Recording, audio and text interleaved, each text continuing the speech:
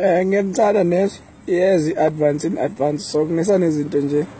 samele ngizenze ezinye nomkhuhlane uthe bhe so I think after sengishuthile kuzobe seku right ukuthi ngiyenze advise in advance so ngingadina bakwethu otherwise ngenithanda nonke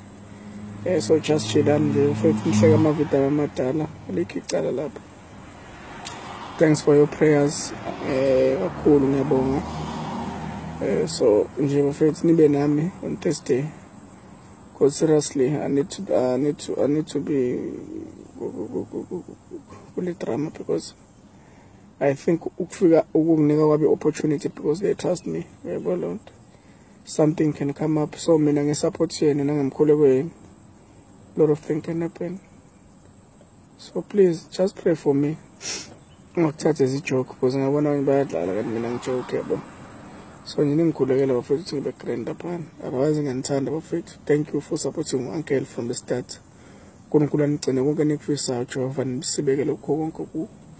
I love you South Africa.